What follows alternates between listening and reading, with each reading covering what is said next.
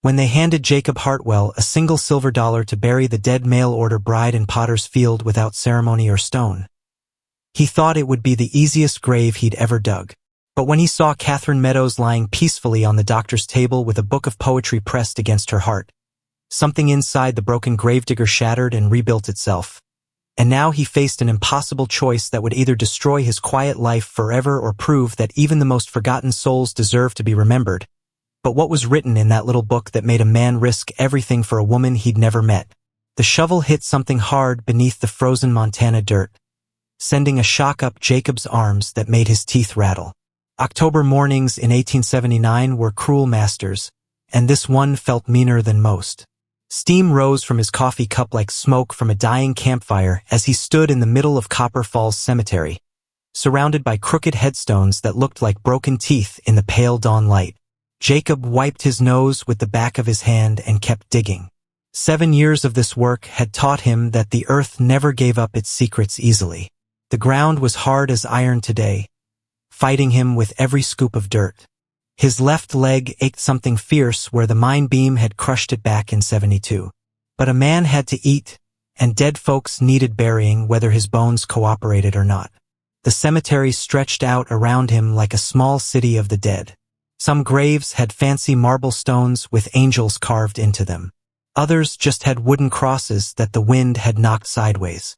Jacob treated them all the same, with respect and care that most living folks never bothered to show each other. He'd been at this particular grave since before sunrise, working by lantern light until the sun finally decided to peek over the mountains. Mrs. Patterson from the boarding house had passed 3 days ago, and her family wanted her planted next to her husband. Simple enough work, except the ground had other ideas. "Morning, Jacob." The voice made him jump. He turned to see Dr. Morrison walking up the hill, his black bag in one hand and a steaming cup in the other. "Document." Jacob tipped his hat.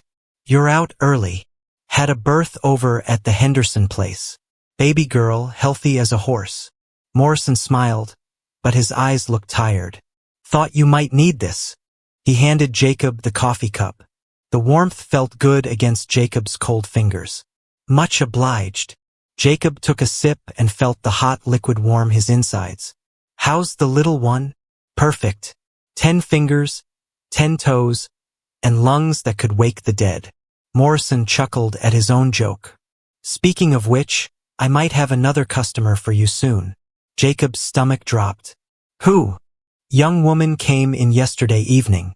Mail-order bride, supposed to marry Peterson up on Willow Creek. But she's sicker than a dog with poison.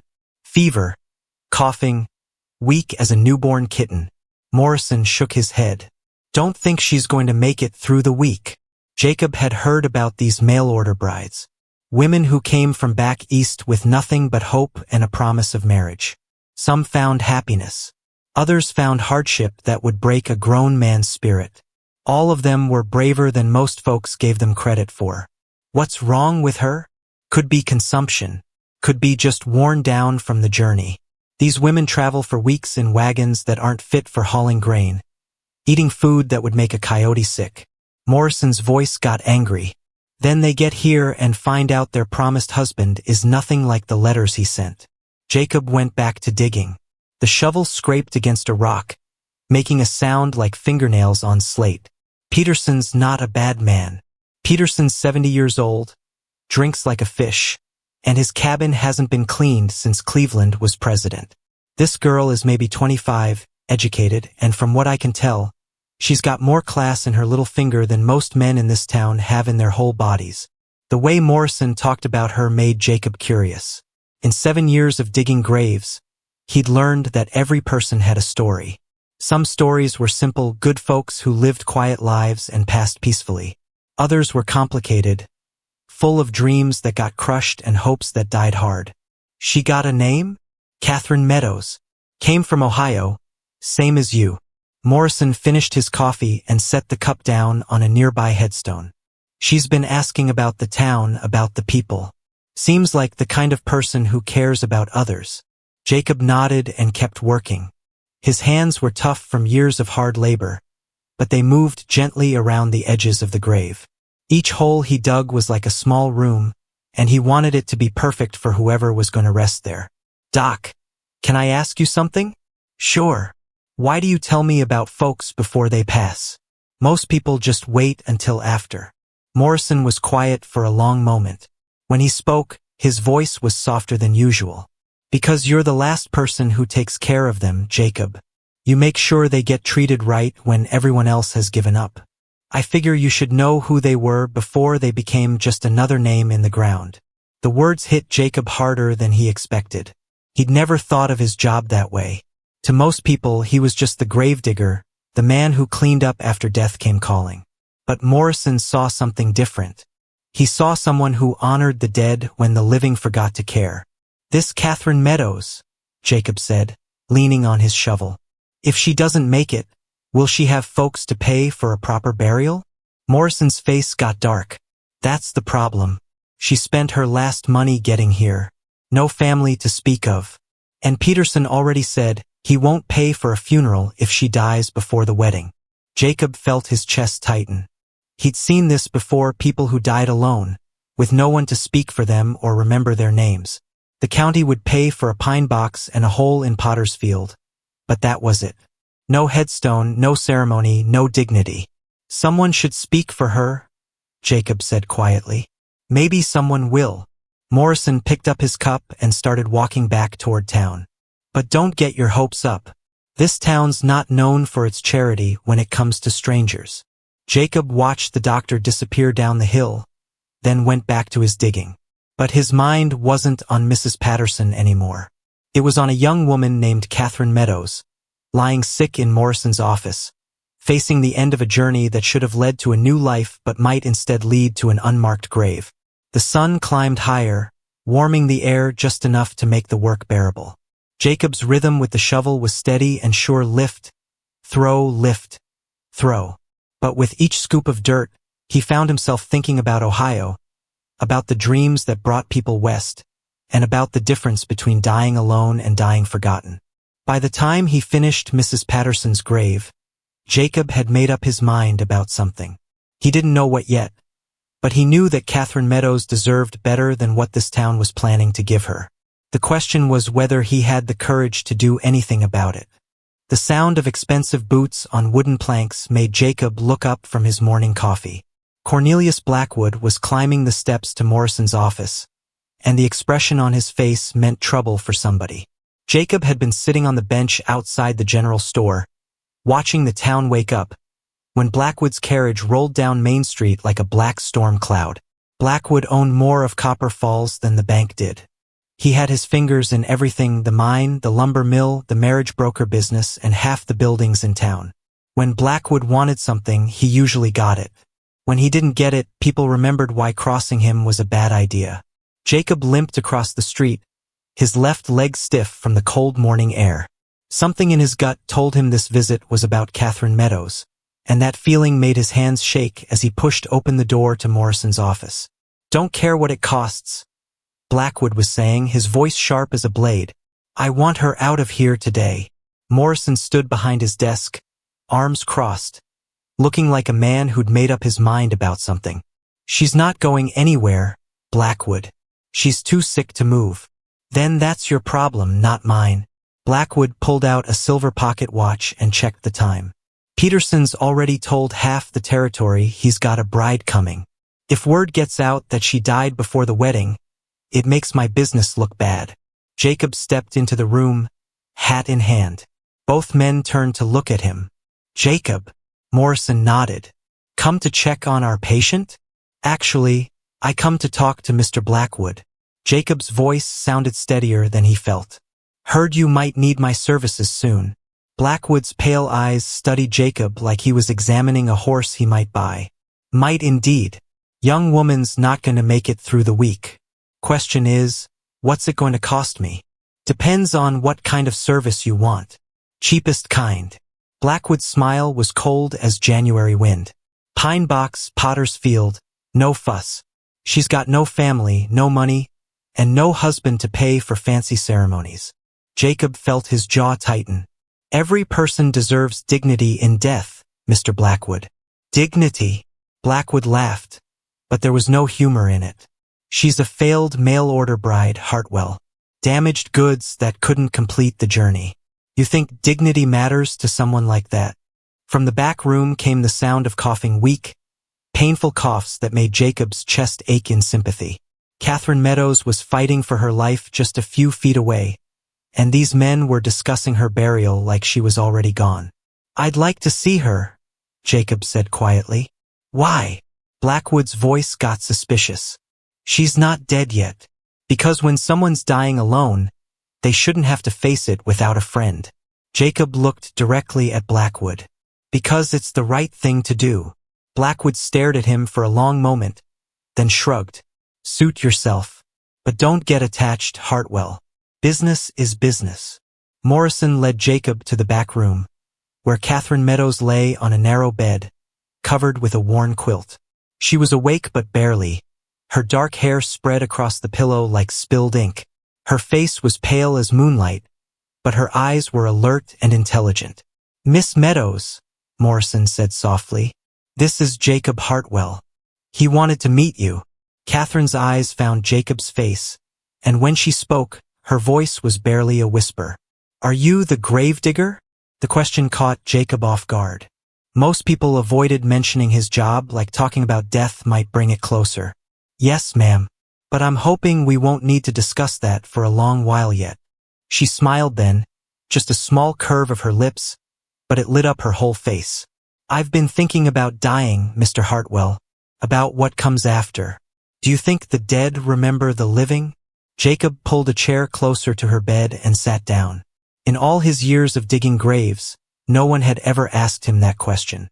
"I think they remember the love," he said finally. "The kindness. The moments when someone cared enough to treat them like they mattered." Catherine's eyes filled with tears. "I don't have anyone to remember me. No family, no husband, no children. I came here thinking I'd build a life, but instead I'm just going to disappear." "That's not true." Jacob's voice was firm. "You matter, Miss Meadows. Your life has value, whether you have family or not." She reached out with a trembling hand and touched his arm. Her fingers were cold but strong. "Thank you for saying that. Most people see me as just another failed bride." From the front room, Blackwood's voice carried through the thin walls. "Hartwell, time's wasting. We need to discuss arrangements." Jacob stood up, but Catherine's hand tightened on his arm. "Mr. Hartwell," she whispered, "I have a book, poetry. It's all I have left of my old life. When I'm gone, will you make sure it doesn't get thrown away?" "Where is it?" "Under my pillow. I've been reading it every night since I got sick. The words help me remember that there's beauty in the world, even when everything seems dark." Jacob reached under the pillow and pulled out a small leather book, worn soft from handling. The cover was embossed with gold letters that spelled out, "Poems of Hope and Home." "I'll keep it safe," he promised. Catherine smiled again, and this time it reached her eyes. "Thank you. That means more to me than you know." Jacob walked back to the front room, the book heavy in his hands. Blackwood was pacing by the window, obviously impatient. "Finally," Blackwood said. "Now, about the burial arrangements." "I'll handle it," Jacob said. "But I want to do it right. Proper coffin, decent grave, maybe a few words spoken over her." Blackwood's face got red. "I told you, Hartwell, cheapest possible. Pine box, Potter's Field, no ceremony. That's final." "And if I refuse?" The temperature in the room seemed to drop 10 degrees. Blackwood stepped closer to Jacob, his voice low and dangerous. "Then you'll find yourself looking for new work. And in a town this size, word travels fast about men who don't follow instructions. You'll be lucky to find work mucking out stables." Jacob felt his hands shake, but not from fear. From anger. Pure, clean anger at the injustice of it all. "She's a human being, not a piece of livestock.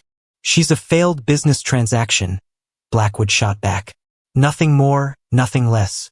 And you're paid to bury the dead, not to get sentimental about them." Morrison stepped between them. "Gentlemen, perhaps we should discuss this when emotions aren't running so high." But Jacob was already moving toward the door, Catherine's book tucked inside his jacket. "I'll be back tomorrow, Miss Meadows," he called to the back room. "We'll talk more about poetry." Blackwood's voice followed him out the door. "Remember what I said, Hartwell. Business is business." As Jacob walked back across the street, the book seemed to burn against his chest. Inside his head, he could hear Catherine's voice asking if the dead remembered the living. And for the first time in 7 years, Jacob Hartwell was about to find out if he had the courage to make sure they did. Catherine's book fell open to a page covered in her own handwriting, and Jacob's world stopped spinning. The lamplight in his small room flickered across words that made his chest feel tight. October 15th. If I die in this strange place, I hope someone will remember that I tried to bring beauty with me. I pressed wildflowers between these pages from every state I crossed. Each one holds a prayer for the life I dreamed of having. Jacob had been reading for hours since returning from Morrison's office, and every page revealed more about the woman who lay dying just down the street. Catherine hadn't just carried poetry west. She'd carried hope pressed between the pages like dried flowers. Actual flowers, he realized, feeling the small bumps beneath the paper. A knock at his door made him jump. The clock on his wall showed almost midnight, and visitors at this hour usually meant bad news. "Jacob!" Mary Kellerman's voice was soft but urgent. "I know it's late, but I need to talk to you." Mary taught school and lived in the boarding house below his room. She was one of the few people in town who treated him like a regular person instead of just the gravedigger. Jacob opened the door and found her standing in the hallway, holding a small basket covered with a checkered cloth. "Miss Kellerman, what brings you out so late?" "I heard about the young woman at Dr. Morrison's office. The mail-order bride." Mary's eyes were bright with concern. "I brought her some soup and clean clothes, but when I got there, she was asking about you." Jacob's heart skipped. "About me?" "She said you were the first person who'd talked to her like she mattered. Like she was more than just someone who'd failed at finding a husband." Mary stepped closer, lowering her voice. "Jacob," she's scared. Not of dying, but of being forgotten. The poetry book felt heavy in Jacob's hands. "She gave me this, asked me to keep it safe." Mary's eyes widened as she saw the book. "May I?" Jacob handed it over, watching as Mary carefully opened the cover. Her expression changed as she read Catherine's inscription, then saw the pressed flowers scattered throughout the pages. "Oh my," Mary whispered. "She's been documenting her entire journey. Look at this. A prairie rose from Kansas, Indian paintbrush from Colorado, lupin from the Montana border." Mary looked up at Jacob with tears in her eyes. She was creating a map of hope. "A what? Don't you see? Every flower represents a place where she found beauty, even while traveling to an uncertain future. She wasn't just coming west to marry a stranger. She was collecting moments of grace along the way." Jacob sat down heavily on his small bed. "Blackwood wants her buried in Potter's Field with no ceremony. Says she's nothing more than a failed business deal." Mary's face got hard in a way Jacob had never seen before. As the schoolteacher, she was usually gentle and patient, but now she looked like a woman ready to fight. "Over my dead body," she said firmly. "Catherine Meadows is worth 10 of Cornelius Blackwood, and if he thinks he can just erase her like a mistake in a ledger book, he's got another think coming. Mary, you don't understand. Blackwood owns half this town. If I don't do what he says, I'll lose my job. And if you cross him, you might lose yours too." Mary sat down beside Jacob on the bed, the poetry book open between them. "Let me tell you something about women like Catherine and me. We came west because we were brave enough to chase dreams that scared other people. We left everything familiar behind for the chance at something better." She turned to a page where Catherine had written about her hopes for marriage and family. The words were beautiful but sad, full of longing for connection and belonging.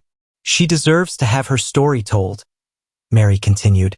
"Not just buried and forgotten like she never existed." Jacob stared at the book, his mind racing. "What are you thinking?" "I'm thinking we give her the funeral she deserves, whether Blackwood likes it or not. I'm thinking we honor her courage and her beauty and her hope." Mary's voice got stronger with each word. "I'm thinking we show this town what real dignity looks like." "That's crazy." We'd both be ruined. Mary smiled, and for the first time, Jacob saw steel beneath her schoolteacher's softness. Maybe, or maybe we'd be the first people in Copper Falls to stand up for what's right instead of what's profitable. From outside came the sound of horses and voices. Jacob went to his window and looked down at the street. A group of men on horseback had stopped in front of Morrison's office, and one of them was pointing at the building while talking animatedly to the others. "That's Peterson," Mary said, looking over Jacob's shoulder. "And his brothers. What are they doing here this late?" Jacob grabbed his coat. "Nothing good. Come on." They hurried down the stairs and across the street. As they got closer, Jacob could hear Peterson's voice, slurred with whiskey and anger. "I paid good money for that bride, and I want my investment back. If she's going to die anyway, I should get compensation for my trouble." Morrison stood in his doorway, blocking the entrance to his office. "She's not property, Peterson. She's a sick woman who needs rest, not a bunch of drunk cowboys shouting outside her window." Peterson's eldest brother, Frank, stepped forward. "The way I see it, Doc, she owes our family something. We paid for her train ticket, her food, even bought her a wedding dress. If she can't fulfill her end of the bargain, we should get our money's worth somehow." Jacob felt his blood turn cold. He'd heard rumors about the Peterson brothers, how they treated their workers, how they handled disagreements with neighbors. None of it was good. "What exactly are you suggesting?" Morrison's voice was dangerously quiet. "Well," Frank said with an ugly grin, "seems like she's got nothing to her name except whatever's in that room. Might as well take it and call it even." Mary stepped out of the shadows, her voice cutting through the night air like a blade. "The only thing Catherine Meadows owes anyone is a peaceful death surrounded by people who care about her dignity." The Peterson brothers turned to stare at her, and Jacob saw Frank's expression change when he recognized the schoolteacher. "Miss Kellerman," Peterson said, trying to sound respectful, "this doesn't concern you. A woman dying alone while men argue over her possessions like vultures? That concerns every decent person in this town." Jacob stepped up beside Mary, his heart pounding. "Miss Meadows is under Dr. Morrison's care. If you want to discuss compensation, you can take it up with Blackwood in the morning." Peterson squinted at Jacob in the lamplight. "You're the gravedigger. What's your interest in this?" "My interest is making sure every soul gets treated with respect, whether they're rich or poor, married or single." Frank Peterson laughed. "Respect? She's a mail-order bride who couldn't even make it to the altar. What kind of respect does that earn?" Jacob felt something snap inside him.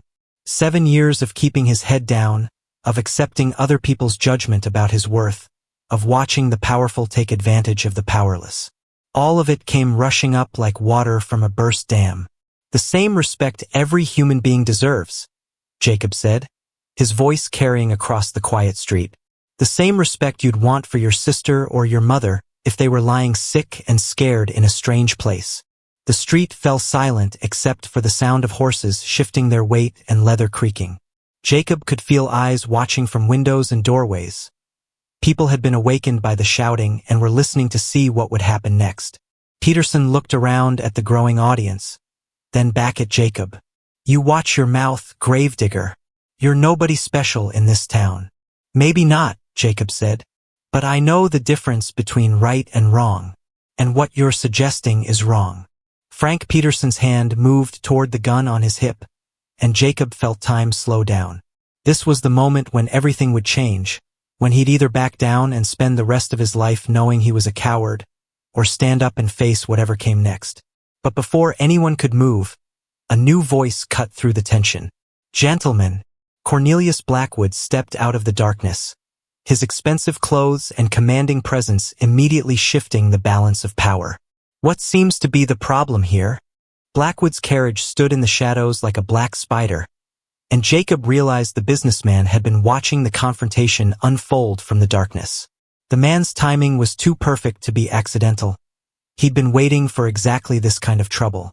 "Mr. Blackwood," Peterson said, his drunken bravado fading fast, "we were just discussing our business arrangement, about the bride who can't fulfill her contract." Blackwood walked slowly into the circle of lamplight, his pale eyes moving from face to face like a judge studying criminals. When his gaze landed on Jacob, it lingered with something that might have been amusement. "Interesting discussion to have in the middle of the night," Blackwood said smoothly, "especially with half the town listening from their windows." Jacob glanced around and realized Blackwood was right. Faces peered out from doorways and windows all along Main Street. Mrs. Chun from the laundry stood on her porch in a nightgown and shawl. Old Jose Martinez had emerged from the livery stable. Even Mrs. Patterson's grown son had come out to see what the commotion was about. "Perhaps," Blackwood continued, "we should discuss this matter in my office tomorrow like civilized men." Frank Peterson stepped forward, still aggressive despite Blackwood's presence. "We want our money back tonight, Blackwood. We paid for goods that weren't delivered." "Goods?" Mary's voice was sharp as broken glass. "You're talking about a human being, not a shipment of cattle." Blackwood held up a hand for silence. "Miss Kellerman raises an interesting point. The young woman in question is indeed human, which means she has certain rights under territorial law. The right to medical care, for instance. The right to die in peace without harassment." Peterson looked confused. "But the contract The contract," Blackwood said with dangerous quiet, "was for marriage, not slavery. If Miss Meadows is too ill to fulfill her obligations, that's a matter for the courts to decide, not a mob of drunken cowboys." Jacob watched this exchange with growing surprise. Blackwood was defending Catherine, but not out of kindness. The man was protecting his business reputation, making sure his marriage broker service didn't get associated with the kind of ugly scene the Peterson brothers were creating. "Now then," Blackwood continued, "I suggest you gentlemen return to your ranch and let Dr. Morrison attend to his patient. We'll discuss compensation through proper legal channels." Frank Peterson's hand was still near his gun. "And if we don't want to wait for legal channels?" The street got very quiet. Jacob could hear his own heartbeat and the distant sound of wind through the mountains. This was the moment when things could turn violent, when words would stop being enough. But instead of threatening the Petersons, Blackwood smiled. It was a cold, calculating expression that made Jacob's skin crawl. "Then you'll find yourselves explaining to Sheriff Martinez why you threatened a sick woman under medical care. And Sheriff Martinez, as you know, takes a very dim view of men who terrorize helpless females." Jacob had forgotten about the sheriff. Martinez was Jose's cousin, a hard man who'd kept the peace in Copper Falls for 15 years. He didn't tolerate bullies or troublemakers, and the Peterson brothers had been on his bad side before. Peterson looked around at the watching faces, clearly realizing that public opinion was turning against him. "This isn't over, Blackwood." "Yes, it is." Blackwood's voice carried absolute authority. "Miss Meadows will receive proper medical care until she recovers or passes away. Any interference with Dr. Morrison's treatment will be reported to the territorial authorities. Are we clear?" The Peterson brothers mounted their horses with obvious reluctance. As they rode away, Frank called back over his shoulder, "You're making a mistake protecting that woman, Blackwood. She's nobody special." After the hoofbeats faded, the street began to empty as people returned to their homes. But Jacob noticed that several folks lingered. Mrs. Chun, Jose Martinez, even young Tommy Walsh who worked at the general store. They seemed to be waiting for something. Blackwood turned to Jacob with that same cold smile. "Well, Hartwell, quite an eventful evening." "Yes, sir. I trust this little incident hasn't changed our arrangement regarding Miss Meadows' final disposition?" Jacob felt Mary's eyes on him, felt the weight of Catherine's poetry book in his jacket pocket, felt the watching gaze of his neighbors. Everything he'd believed about himself and his place in the town was shifting like sand beneath his feet. "I'll need to think about it, Mr. Blackwood." The businessman's smile disappeared. "Think about it? There's nothing to think about, Hartwell. I gave you clear instructions. Instructions about burying a human being in Potter's Field without ceremony or dignity," Mary said firmly. "Instructions that go against everything decent people believe about honoring the dead." Blackwood's attention shifted to Mary, and Jacob saw danger in those pale eyes. Miss Kellerman, I'd be very careful about interfering in matters that don't concern you. School teachers who overstep their bounds sometimes find their contracts aren't renewed. Mary lifted her chin. Are you threatening me, Mr. Blackwood? I'm offering friendly advice. This town needs educators who understand their proper role in society. Jacob stepped between them. Mr. Blackwood, with respect, Miss Kellerman is right. Every person deserves dignity in death, regardless of their circumstances in life. Dignity? Blackwood laughed, but there was no humor in it. Hartwell, you're a gravedigger. Your job is to put bodies in holes, not to philosophize about dignity. The words hit Jacob like a physical blow, but instead of crushing him, they sparked something fierce and bright in his chest. He thought about Catherine's pressed flowers, about her hopes and dreams written in careful script, about the way she'd smiled when he promised to keep her books safe. Maybe that's all I used to be, Jacob said quietly. But maybe I'm something more than that. Blackwood studied him for a long moment. I see. And what exactly do you think you are, Hartwell? Jacob looked around at the faces still watching from the shadows. Ordinary people who'd come out into the night to witness something important. Mrs. Chun gave him a small nod of encouragement. Jose Martinez touched the brim of his hat in silent support. I'm someone who believes that every soul matters, Jacob said. Rich or poor, successful or failed, married or single. And I think Miss Meadows deserves better than what you're planning for her. What I'm planning, Blackwood said coldly, is a simple burial at county expense. What you seem to be planning is some kind of sentimental nonsense that will cost money and set a dangerous precedent. Mary moved to stand beside Jacob. What we're planning is basic human decency. And if I refuse to authorize anything beyond the minimum burial, Jacob felt the weight of the moment settling on his shoulders like a heavy coat. Everything in his life had led to this choice: 7 years of accepting other people's judgment about his worth. 7 years of staying quiet and keeping his head down. 7 years of believing he was nothing more than the town's gravedigger. Then I'll pay for it myself, Jacob said. The words hung in the air like smoke from a gunshot. Blackwood's eyes widened slightly, as if he couldn't believe what he'd heard. You'll pay for it yourself? With what money, Hartwell? You barely earn enough to keep yourself fed and housed. I'll find a way. Mary reached into her coat and pulled out a small leather purse. He won't have to find it alone. I'll contribute. From the shadows came Mrs. Chen's voice, speaking in her careful English. I help too. Good women deserve good burial. Jose Martinez stepped forward. Count me in, Jacob. A man's got to stand for something. One by one, other voices joined in. Tommy Walsh offered his week's wages. Mrs. Patterson's son promised lumber for a coffin. Even people Jacob barely knew were stepping forward with offers of money, materials, or labor. Blackwood watched this display with growing anger and something that might have been fear. You're all making a terrible mistake. This woman was nothing special, just another failed mail-order bride. No, Jacob said firmly. She was Catherine Meadows. She carried pressed flowers and poetry across half the country because she believed in beauty and hope. She deserves to be remembered for that courage. Blackwood's face got red. Courage? She died before she could even meet her intended husband. That's not courage, Hartwell. That's failure. Jacob felt something settle into place inside his chest, a certainty he'd never experienced before. The only failure here would be letting fear stop us from doing what's right. The hammer struck Jacob's thumb instead of the nail, sending a sharp pain up his arm that made him curse under his breath. 3 days had passed since his confrontation with Blackwood, and Catherine Meadows still clung to life in Morrison's back room, while Jacob worked feverishly to build her a proper coffin in the shed behind the boarding house. Sweat dripped into his eyes despite the October chill as he measured another board. The pine lumber had cost him 2 weeks' wages, but Mary and the others had insisted on contributing until they had enough for something beautiful.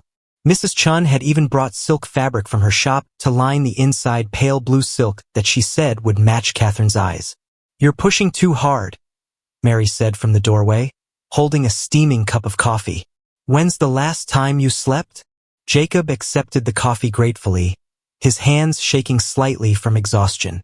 Can't sleep. Every time I close my eyes, I think about her lying there, fighting for every breath while Blackwood plots to erase her like she never existed. Mary stepped into the shed, running her fingers along the smooth wood of the coffin's sides. It's beautiful, Jacob. She would be honored. The coffin was more than beautiful. It was Jacob's masterpiece. Each joint fitted perfectly, each surface sanded smooth as silk. He'd carved a pattern of wildflowers along the edges, remembering the pressed blooms in Catherine's poetry book. This wasn't just a box to hold a body. It was a work of art that spoke of respect and love. Morrison says she's getting weaker, Jacob said quietly. Might not make it through another night. Have you seen her again? Jacob nodded. Yesterday morning. She's remarkable, Mary. Even dying, she asked about my work, about whether I enjoy digging graves, or if it's just something I do to survive. What did you tell her? The truth. That I never thought about it until I met her. That she made me realize I'm not just burying bodies. I'm honoring lives. Jacob set down his coffee and picked up his plane, shaving thin curls of wood from the coffin lid. She told me something that's been eating at me ever since. Mary waited, watching his careful movements with the tool. She said she kept a diary during her journey west, wrote in it every night, documenting her hopes and fears about starting a new life. But more than that, she wrote about the people she met along the way. Travelers who shared their food with her, station masters who went out of their way to help, other women making the same scary journey. Where's the diary now? That's what worries me. She said it was in her trunk at Peterson's ranch, along with everything else she owned. When she got too sick to travel the last few miles, they just dumped her at Morrison's office and took her belongings as compensation for their trouble. Mary's face got hard. They stole her things? Everything. Clothes, personal items, probably the only photographs she had of her family back in Ohio. Jacob's voice grew angry. The diary contained stories about dozens of people who showed her kindness during her journey. Now it's probably being used to start fires or line chicken coops. A new voice interrupted from behind Mary. Maybe not. They turned to see Tommy Walsh standing in the doorway, his young face excited but nervous. At 19, Tommy was the closest thing Copper Falls had to a town gossip. He delivered supplies to all the ranches and heard everything that happened within 50 miles. Tommy, Mary said. What do you mean, maybe not? Well, I was out at Peterson's place yesterday, delivering grain for their horses, and I might have seen a trunk in their barn that looked like it belonged to a lady. Fancy brass corners, initials carved in the leather. Jacob's heart jumped. Did you see what was inside? Didn't open it, Tommy said quickly. But it was sitting right there in the open like they didn't care who saw it. Frank Peterson was using it as a table for his card game. Jacob felt a surge of anger so pure it surprised him. Catherine's most precious possessions, her memories, her stories, her connection to the family she'd left behind, were being treated like furniture by men who saw her as nothing more than a failed business transaction. We have to get it back, Jacob said. Mary grabbed his arm. Jacob, that's stealing. Is it stealing to return someone's belongings to them? Those things belong to Catherine, not the Petersons. Tommy shifted nervously from foot to foot. There's something else. I heard Frank and his brothers talking while I was loading their grain. They're planning to sell everything in that trunk to a traveling merchant who buys women's clothes and jewelry. Said they might as well get something for their investment. The three of them stood in silence for a moment, processing this information. Outside, the sound of approaching horses made them all freeze. Hide! Mary whispered urgently. Tommy ducked behind a stack of lumber while Mary and Jacob stepped out of the shed, trying to look casual. Jacob wiped his hands on a rag as Sheriff Martinez rode into the yard, followed by two men Jacob didn't recognize. Jacob, Martinez said, dismounting. Need to have a word with you. The sheriff was a weathered man in his 50s, with gray hair and eyes that missed nothing. He'd been fair to Jacob over the years, but he was also a man who followed the law strictly. Sheriff, what can I do for you? These gentlemen are territorial investigators, Martinez said, gesturing to his companions. "They're here about complaints regarding the treatment of mail-order brides in our territory." One of the investigators stepped forward, a thin man with a notebook in his hands. "Mr. Hartwell, we understand you've been involved in caring for a Miss Catherine Meadows?" Jacob's mind raced. "I'm the town gravedigger. Miss Meadows is still alive as far as I know. But you've been preparing for her burial?" "I prepare for all burials. It's my job." The investigator made notes. "We've received reports that certain business interests in this town have been pressuring you to dispose of Miss Meadows without proper ceremony or documentation. Is this true?" Jacob glanced at Mary, who gave him the slightest nod of encouragement. "There have been discussions about burial arrangements." What kind of discussions? This was dangerous territory. If Jacob spoke too freely, he could make enemies of powerful men. But if he stayed silent, Catherine would end up in an unmarked grave and her story would die with her. "Some folks want to treat her burial as simply as possible," Jacob said carefully. "Others believe she deserves the same dignity as any other citizen." The second investigator spoke up. "Mr. Hartwell, are you aware that territorial law requires all deaths to be properly documented, regardless of the deceased's social status or financial situation?" "I am now." "And are you aware that any attempt to bury someone without proper documentation is a criminal offense?" Jacob felt his world tilt. Criminal offense? Punishable by fine and imprisonment. The investigator's voice was stern but not unkind. "We've had reports of mail-order brides being buried in unmarked graves throughout the territory, essentially erasing any record of their existence. This practice is now under federal investigation." Mary stepped forward. "What does this mean for Catherine?" "It means," Sheriff Martinez said, "that Miss Meadows will receive a proper burial with full documentation, regardless of what anyone in this town wants. It also means that anyone who's been pressuring Mr. Hartwell to do otherwise may find themselves answering to federal authorities." Jacob felt a surge of hope mixed with fear. Federal protection for Catherine was more than he'd dared to dream, but it also meant that powerful men like Blackwood would be looking for someone to blame for bringing outside attention to their business practices. "There's one more thing," the first investigator said. "We'll need to interview Miss Meadows herself if she's able. Her testimony about her treatment in this territory could be crucial to our investigation." "She's very weak," Mary said. "Dr. Morrison might not allow visitors." "We'll speak with Dr. Morrison first," Martinez assured her. "But if Miss Meadows is coherent, her story needs to be heard."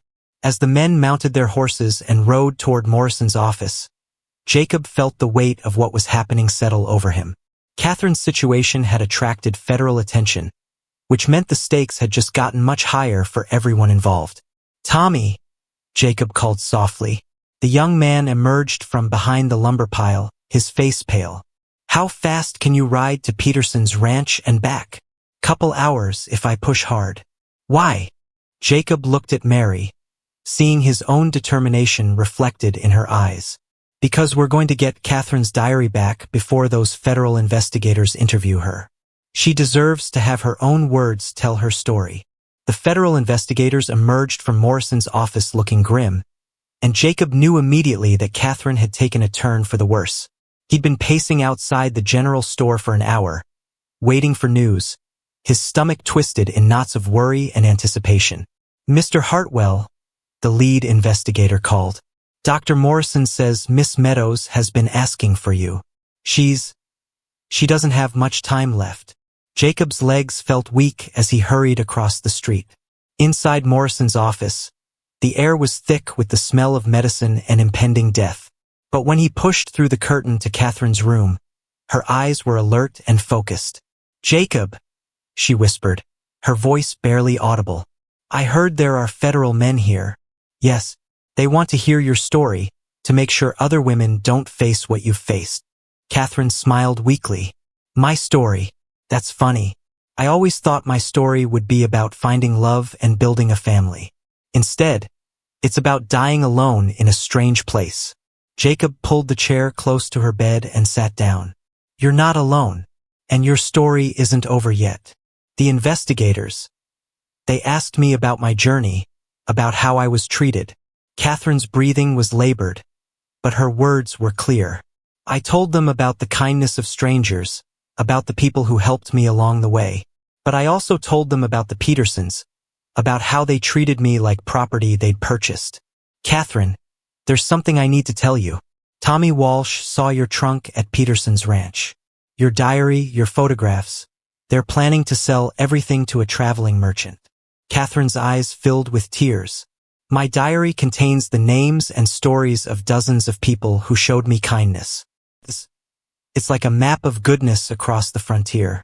If they destroy it, they won't, Jacob said firmly. I'm going to get it back. How? The Petersons won't just give it to you. Jacob hesitated, then pulled Catherine's poetry book from his jacket. The same way you had the courage to travel 1,000 miles on nothing but hope. Sometimes doing the right thing means taking risks. Catherine reached out with trembling fingers to touch the book. You kept it safe. I promised I would. Just like I'm promising to get your diary back. Jacob. Catherine's voice grew urgent. There's something else in that trunk. A letter from my sister back in Ohio. She's with child and she wanted me to be there when the baby comes. If something happens to me, could you write to her? Tell her I thought about her every day. Jacob's throat tightened. You can write to her yourself when you get better. Catherine's smile was sad but peaceful. We both know that's not going to happen. But that's all right. I've made my peace with dying. What I can't make peace with is being forgotten. Before Jacob could respond, voices erupted from the front office, angry voices that made both of them freeze. Where is he? It was Blackwood's voice, louder and more furious than Jacob had ever heard it. Where's that meddling gravedigger? Jacob stood up quickly. Stay quiet, he told Catherine. I'll handle this. But when he pushed through the curtain, he found himself facing not just Blackwood, but Frank Peterson and two of his brothers. All four men looked like they'd been drinking, and all four looked ready for violence. There he is, Peterson snarled. The man who brought federal investigators sniffing around our business. Dr. Morrison stood between them and Jacob, his medical bag clutched in his hands like a weapon. Gentlemen, this is a medical facility. I'll ask you to keep your voices down. Keep our voices down? Blackwood's face was red with rage. Do you have any idea what those investigators are asking about? They want to examine every mail-order bride transaction in the territory for the past 5 years. They're talking about shutting down legitimate businesses over the fate of one failed bride. Jacob stepped around Morrison, his heart pounding but his voice steady. Her name is Catherine Meadows, and she's not failed, she's dying. Frank Peterson lunged forward, but his brothers caught his arms. You son of a dash. That's enough. The voice came from the doorway, where Sheriff Martinez stood with his hand on his gun. I thought I made it clear that Miss Meadows was under territorial protection. Protection from what? Blackwood demanded. We're not threatening her. We're here to discuss the consequences of Mr. Hartwell's interference with legitimate business practices. Martinez stepped into the room, his presence immediately changing the atmosphere. The only thing I see here is 4 grown men threatening a gravedigger and disturbing a dying woman. Now you can leave voluntarily, or I can arrest you for disturbing the peace. Blackwood's pale eyes fixed on Jacob with pure hatred. This isn't over, Hartwell. You've cost me thousands of dollars and brought unwanted attention to this town. There will be consequences. The only consequence I care about, Jacob said quietly, is making sure Catherine Meadows gets the dignity she deserves. After the men left, Jacob returned to Catherine's bedside. She'd heard everything, and her face was tight with worry. I've caused you so much trouble, she whispered. You've caused me to remember who I want to be, Jacob replied. There's a difference. Catherine was quiet for a long moment, then spoke in a voice so soft Jacob had to lean close to hear. In my diary, there's an entry about a gravedigger I imagined meeting someday. A man who would understand that death isn't the end of someone's story. It's just the beginning of how they'll be remembered. What did you write about him? I wrote that he would be someone who saw beauty in forgotten places. Someone who believed that every soul has value, regardless of how the world judges them. Catherine's eyes met Jacob's. I wrote that story 3 weeks before I met you. Jacob felt his chest tighten with emotion. Catherine, promise me something, Jacob. Promise me that when you get my diary back, you'll read it. All of it. Because in those pages, you'll find dozens of stories about people like you. People who choose kindness over profit, dignity over convenience. I promise. Catherine smiled, and for a moment, she looked like the young woman who'd started her journey west with nothing but hope and pressed flowers. Good, because those stories need to be told. Not just my story, but all the stories of people who try to make the world a little more beautiful, one small act at a time. Outside, the sun was setting over the Montana mountains, painting the sky in shades of gold and crimson. Jacob sat beside Catherine's bed, holding her hand and listening to her labored breathing, while somewhere in the distance, Tommy Walsh was riding hard toward Peterson's ranch to steal back a diary full of stories that needed to be told. The federal investigators had given Catherine's situation official protection, but Jacob knew that the real battle was just beginning. Powerful men like Blackwood didn't forgive easily, and the stakes had grown higher than just one woman's burial. Now it was about whether ordinary people had the right to demand dignity for themselves and others, or whether they would always be at the mercy of those with money and influence. But as Jacob watched Catherine sleep, her face peaceful despite her suffering, he felt something he'd never experienced before. The absolute certainty that some things were worth fighting for, regardless of the cost. Tommy Walsh burst through the boarding house door like his clothes were on fire, clutching a leather-bound book against his chest and breathing so hard he could barely speak. Jacob looked up from Catherine's coffin, where he'd been applying the final coat of oil to make the wood shine like amber in the lamplight. Got it, Tommy gasped, holding up the diary. But we've got bigger problems than I thought. Mary rushed over from where she'd been stitching the silk lining. What happened? Did they see you? Worse. Tommy collapsed into a chair, still catching his breath. The Petersons weren't just planning to sell Catherine's things. They were burning them. I got there just as Frank was throwing clothes into a fire behind the barn. Jacob's blood turned cold. The diary? Safe, but barely. Tommy opened the book carefully, revealing pages filled with Catherine's careful handwriting. Frank had already tossed it into the flames when I created a distraction. The back cover's singed, and some pages are water-damaged from when I stomped out the fire, but most of it's readable. Jacob took the diary with trembling hands. The leather was warm and smelled of smoke, but Catherine's words were clear on the first page he opened. Day 12 of my journey. Met a family today whose wagon will broke 20 miles from nowhere. The father had given up hope, but his wife kept working to fix it while singing to keep the children calm. There's something beautiful about people who refuse to quit, even when everything seems lost. There's more, Tommy said, his voice urgent. I heard Frank talking to someone, a man I didn't recognize. They were discussing more than just Catherine's belongings.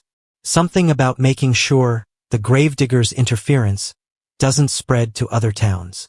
Mary's face went pale. What does that mean? It means, said a new voice from the doorway, that you're all in more danger than you realize. They turned to see Dr. Morrison standing in the entrance, his medical bag in one hand and a grim expression on his weathered face. Doc! Jacob stood up quickly. Is Catherine Dash? She's holding on, but barely. The federal investigators are with her now, getting her official statement. Morrison stepped into the room, closing the door behind him. But that's not why I'm here. Jacob, I just came from treating a ranch hand with a broken nose. Wanna guess who gave it to him? Tommy's face went red. I might have hit someone when they tried to stop me from getting to the diary. That someone was Pete Sullivan, Blackwood's right-hand man. And according to what I overheard while bandaging his face, Blackwood knows you have Catherine's diary. He's planning to use that as evidence that you're a thief. Jacob felt the walls closing in. But the diary belongs to Catherine. Try proving that in court when she's dead and can't testify on your behalf. Morrison's voice was bleak. Blackwood's got enough influence with the territorial judge to make theft charges stick. You could be looking at 5 years in prison. Mary grabbed Jacob's arm. There has to be something we can do. There is, Morrison said. Give Catherine the diary now, while she's still alive and lucid. Let her read it one last time and give it to the federal investigators as part of her official testimony. Once it's in federal custody, Blackwood can't touch it. Jacob looked down at the smoke-damaged book in his hands. These pages contained Catherine's most private thoughts, her hopes and fears and observations about the journey that had brought her to Copper Falls. Reading them would feel like looking into her soul. She wanted me to read it, he said quietly. She said it contained stories that needed to be told. Then read it fast, Tommy urged, because Blackwood's probably on his way here with the sheriff right now. Jacob opened the diary to a random page and began reading aloud. Day 23. Stayed overnight at a way station run by a Chinese woman and her teenage daughter. The other travelers were rude to them, making cruel jokes and refusing to eat their food. But the woman's kindness never wavered. She gave me extra blankets and shared stories about her homeland. Her daughter speaks perfect English and dreams of becoming a teacher. I told her about the schoolteacher I hope to meet in Montana, a woman named Mary who runs the school in Copper Falls. Perhaps they'll meet someday. Mary's eyes filled with tears. She wrote about me? Jacob turned the page and continued. Day 31. Getting weaker but trying to stay hopeful. Met a gravedigger today in my dreams. Strange thing to dream about, but it felt important. In the dream, he wasn't frightening like I always imagined gravediggers would be. Instead, he was gentle and kind. Someone who understood that death isn't failure. It's just another part of life's journey. I hope when my time comes, someone like that will be there to see me safely home. The room fell silent. Jacob's hands shook as he realized Catherine had dreamed about him weeks before they'd ever met. There's more, he whispered, turning to another page. Listen to this. Day 38. Too weak to travel today. The wagon master says I can rest here, but I need to reach Copper Falls soon or I'll lose my chance at the life I've traveled so far to find. But maybe the life I'm looking for isn't the one I thought I wanted. Maybe it's about the people I've met along the way, the kindness I've witnessed, the beauty I've found in unexpected places. Tommy shifted nervously by the window. Jacob, we really need to get this to Catherine before dash. Hoofbeats outside cut him off. Through the window, they could see torches approaching, more riders than Jacob had ever seen together in Copper Falls. That's not just Blackwood, Morrison said grimly. That's half the town. Jacob peered through the curtain and felt his heart sink. Blackwood rode at the front of a group that included not just the Peterson brothers, but also merchants, ranchers, and businessmen from throughout the territory. Behind them came wagons full of their workers and hired hands. They're not just coming for the diary, Mary said, her voice barely a whisper. They're coming for all of us. Morrison grabbed his medical bag. I need to get back to Catherine. The federal investigators are still with her. And if this crowd tries to storm my office, go, Jacob said. Protect her. That's what matters most. As Morrison hurried out the back door, Jacob turned to Tommy and Mary. You two need to leave. Now, this isn't your fight. Mary's jaw set in a way Jacob was beginning to recognize. Like hell it isn't. Catherine wrote about me in that diary. She considered me a friend before we ever met. I'm not abandoning her now. Tommy nodded firmly. Besides, I'm the one who stole the diary. If anyone's going to jail, it should be me. The riders had reached the boarding house. Jacob could hear Blackwood's voice calling out commands, could see torchlight flickering through the cracks around the door. Jacob Hartwell. Blackwood's voice cut through the night like a blade. Come out here, and bring that stolen property with you. Jacob looked at Catherine's diary, then at the beautiful coffin he'd spent days crafting, then at the two friends who'd chosen to stand with him despite the danger. There's something else in the diary, he said quietly, flipping to a page near the end.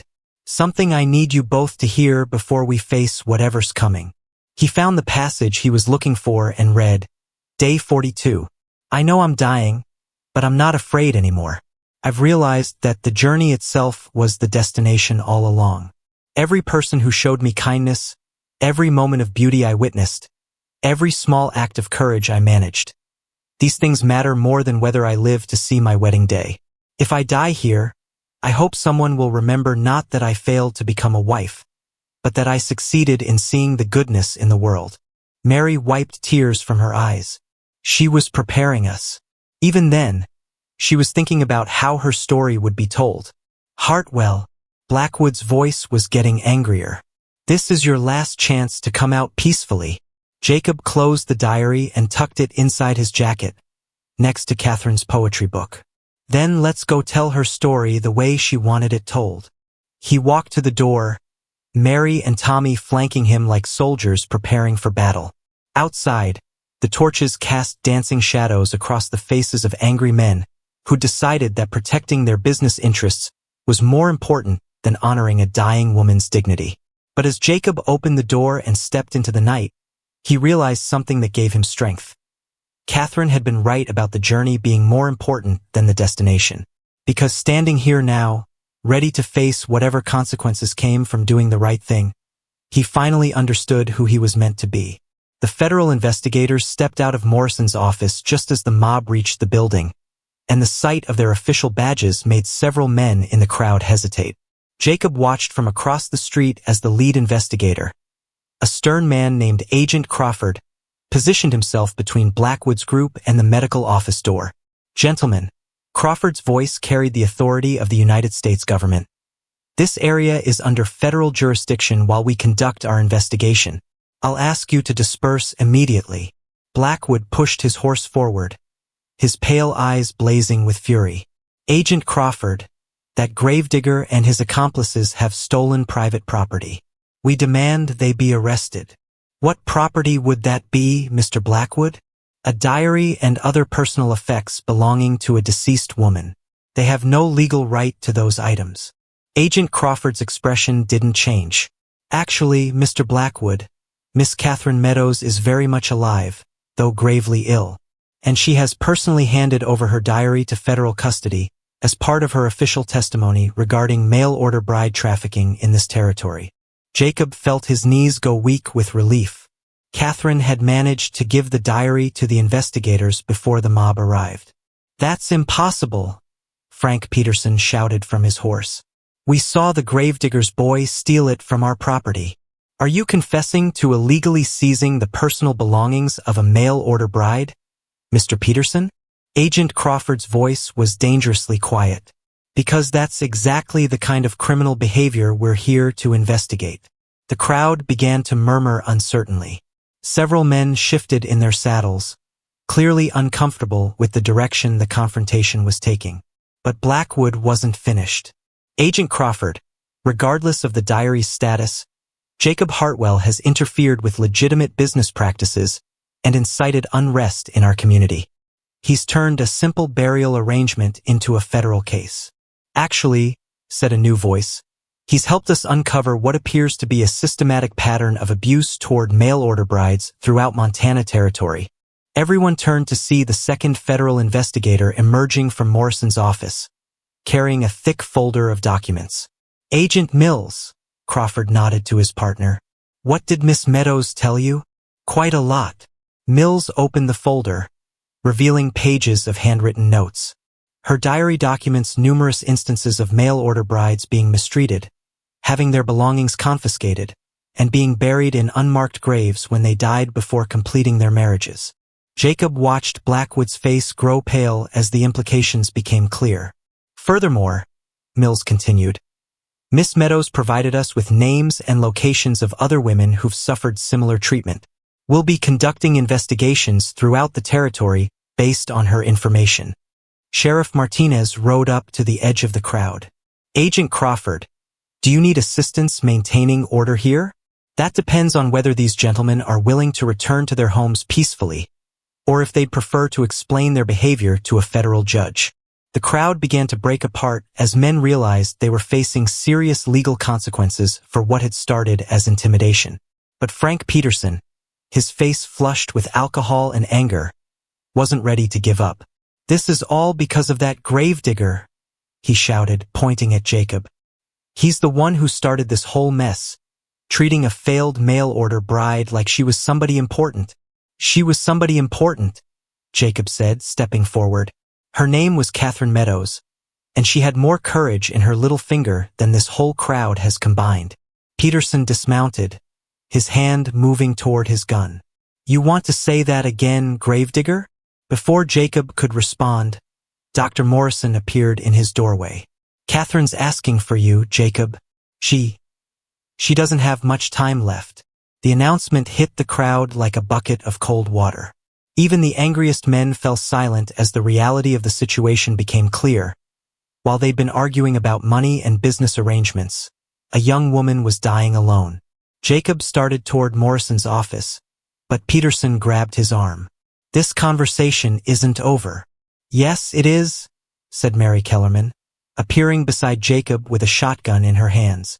And if you try to stop him from saying goodbye to Catherine, you'll answer to me. Peterson stared at the schoolteacher in shock. You're threatening me? I'm protecting a dying woman's right to see her friends in her final moments, Mary replied calmly. Something apparently needs protecting in this town. One by one, other people began stepping forward. Mrs. Chun emerged from her laundry shop with a rolling pin. Jose Martinez climbed down from his horse, his hand on his own weapon. Tommy Walsh positioned himself beside Mary, young but determined. Seems like the gravediggers got more friends than you thought, Sheriff Martinez observed dryly.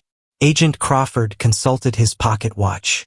Gentlemen, it's nearly midnight. I suggest you all return to your homes before this situation escalates further. We'll be conducting additional interviews tomorrow, and anyone who interferes with our investigation will face federal charges. As the crowd reluctantly began to disperse, Jacob hurried into Morrison's office. Catherine lay propped up on pillows, her breathing shallow but her eyes bright with consciousness. Jacob, she whispered as he approached her bed. Did you read it? My diary? Some of it. Catherine, it's beautiful. All those stories about kindness and courage. And you're one of those stories now, she said softly. The gravedigger who saw beauty in forgotten places, who chose dignity over convenience. Jacob took her hand, feeling how cold and fragile it was. Catherine, I want you to know, your burial is going to be beautiful. The whole town will remember you. Catherine smiled, an expression of pure peace. I'm not worried about being remembered anymore, because I know my story will live on in the people who choose kindness over profit, who see worth in places others overlook. She was quiet for a moment, gathering strength for her final words. Jacob, there's something I need to tell you. Something I wrote on the last page of my diary, after I gave it to the investigators. What? I wrote that meeting you taught me the most important lesson of my journey, that we don't find our worth in other people's acceptance or rejection. We find it in our own courage to treat others with dignity, especially when they can't repay us for that kindness. Catherine's eyes closed, and for a moment Jacob thought she was gone. But then she squeezed his hand one more time. Promise me, she whispered, that you'll never forget who you really are. Not the gravedigger that people look down on, but the man who honored a stranger because it was the right thing to do. I promise. Catherine Meadows smiled one last time, then took a gentle breath and was still. Jacob sat beside her bed for a long time, holding her hand as the lamp burned low and the sounds of the dispersing crowd faded into the Montana night. Through the window, he could see the cemetery where her beautiful coffin waited, where wildflowers would bloom over her grave come spring. But more important than the grave was the legacy Catherine had left behind, the federal investigation that would protect other mail-order brides, the diary full of stories about frontier kindness, and the knowledge that one person's courage to do right could change an entire community. As dawn broke over Copper Falls, Jacob finally understood what Catherine had been trying to teach him.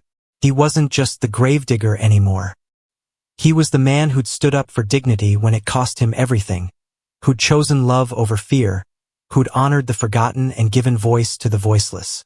And that was a story worth telling. The church bells of Copper Falls had never rung for a mail-order bride before, but as their bronze voices echoed across the valley on the morning of Catherine's funeral, half the territory seemed to have come to pay their respects. Jacob stood at his workshop window, watching wagons and riders stream into town from every direction, and wondered if Catherine could have imagined that her death would bring together so many strangers. "Jacob, you need to see this," Mary called from outside, her voice filled with amazement. He stepped into the crisp November air and felt his breath catch. The cemetery was transformed. Someone had strung lanterns between the trees, their soft light creating a magical glow in the early morning mist. Fresh flowers covered every grave marker. Not just Catherine's plot, but dozens of others that had been forgotten and neglected. "Who did all this?" Jacob asked, walking among the decorations in wonder. "Everyone." Mrs. Chan appeared beside them, her usually stern face soft with emotion. "Women from 5 towns came last night. They bring flowers for Catherine, but also for all the forgotten women buried here." Jacob noticed something else that made his throat tighten. Small wooden markers had been placed beside unmarked graves throughout Potter's Field, each one carved with a simple message: "Unknown sister, you were not forgotten." "The federal investigators helped," Mary explained. "They've been documenting unmarked graves throughout the territory. Every woman buried without a name is getting acknowledged today." Dr. Morrison approached, carrying Catherine's poetry book and diary. The investigators wanted these returned to her before the service. Said it was important that she be buried with her words. Jacob accepted the books with reverence. Over the past week, he'd read every page of Catherine's diary, and her words had changed how he saw not just his own life, but the entire frontier experience. She documented dozens of acts of kindness, travelers sharing scarce food, strangers helping repair broken wagons, communities coming together to help those in need. "Did you know," Jacob said quietly, "that Catherine wrote about a dream she had? About gravediggers throughout the territory who would start treating every burial as sacred, regardless of who was being buried." Mary smiled. Maybe it wasn't just a dream. Before Jacob could ask what she meant, a commotion near the church caught their attention. Agent Crawford was arguing with a man Jacob didn't recognize, a well-dressed stranger with the bearing of someone used to getting his way. "That's Judge Whitman," Morrison said grimly. "Territorial judge. He's been Blackwood's friend for 20 years. As they watched, Judge Whitman gestured angrily toward the cemetery, clearly upset about something. Agent Crawford remained calm but firm, shaking his head repeatedly at whatever the judge was demanding. "Trouble," Jacob muttered. "Not necessarily," said a new voice behind them. They turned to see Agent Mills approaching with a thick leather portfolio under his arm and a satisfied expression on his weathered face. "Agent Mills," Mary said, "what's Judge Whitman doing here?" "Trying to shut down this funeral on the grounds that Miss Meadows died under suspicious circumstances and shouldn't be buried until a full territorial investigation is complete." Jacob felt his stomach drop. "Can he do that?" "He could try," Mills said with a slight smile. "Except that, as of this morning, this case is under federal jurisdiction. Judge Whitman has no authority here." "What changed?" Mills opened his portfolio and pulled out an official-looking document with several signatures and a large seal. Catherine's diary provided evidence of systematic civil rights violations against mail-order brides throughout Montana Territory. The Department of Justice has ordered a full federal investigation, and all related cases are now under our authority. Jacob stared at the document, hardly daring to believe what he was hearing. "Does this mean?" "It means Catherine's funeral proceeds as planned.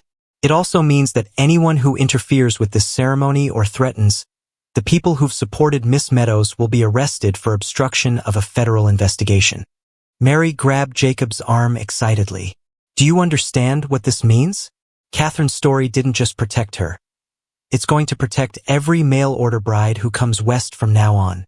As if summoned by their conversation, more people began arriving. Jacob recognized some faces from neighboring towns, but many were strangers, women in particular, traveling in groups and carrying flowers. "Who are they?" Jacob asked. An elderly woman overheard and approached them. She was well-dressed but travel-worn, with intelligent eyes and calloused hands that spoke of hard work. "We're mail-order brides," she said simply. "Current and former.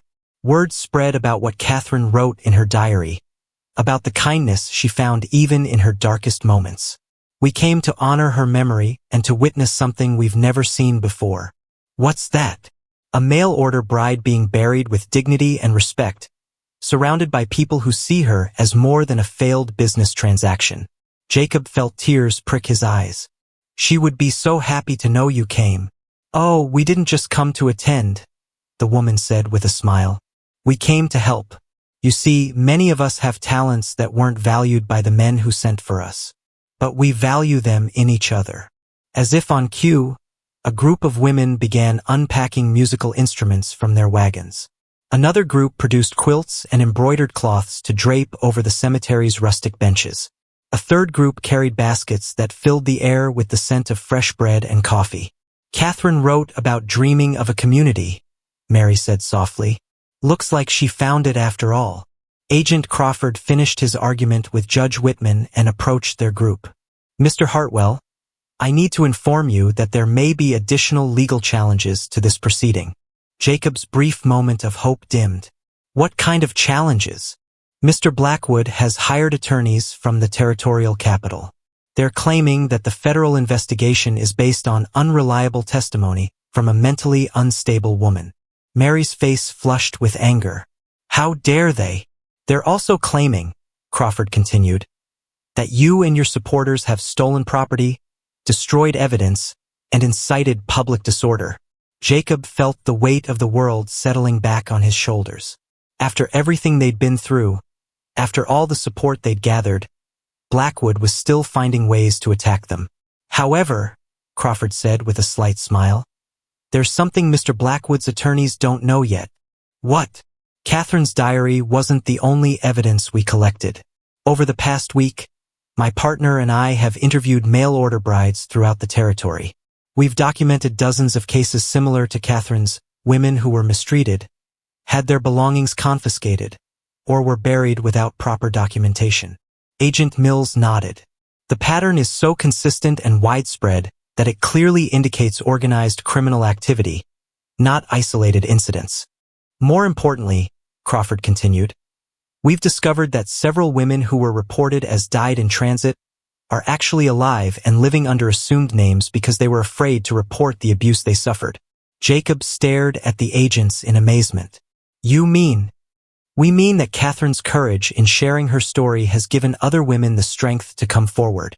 What started as one woman's fight for dignity has become a territory-wide movement for justice. As if to underscore his words, another group of riders appeared on the horizon. But these weren't more mourners. They were armed men riding hard toward town. That's Blackwood, Morrison said grimly.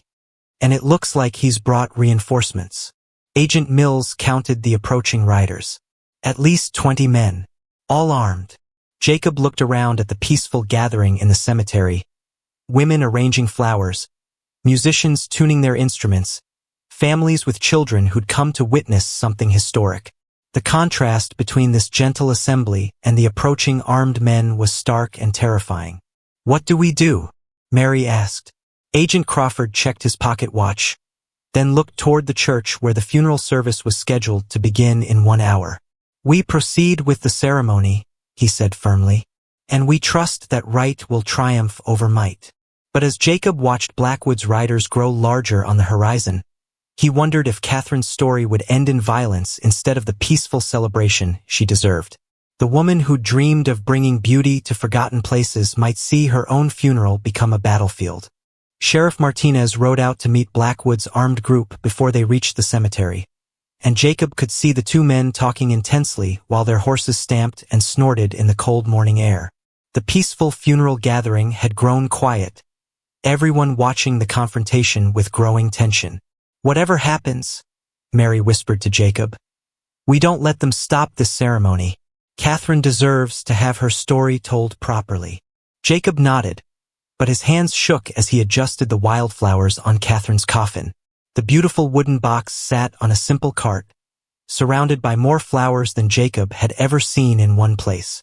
Catherine's poetry book lay open on top, displaying the page where she'd written about finding beauty in overlooked places.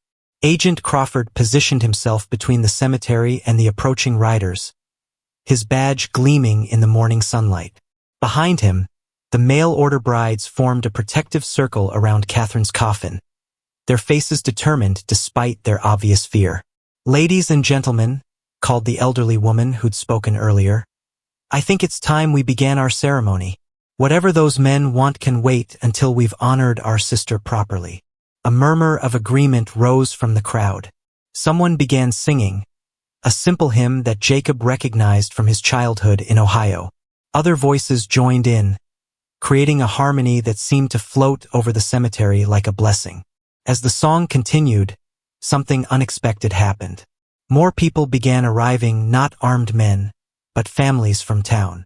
Mrs. Patterson's son came with his wife and children. Jose Martinez brought his entire extended family.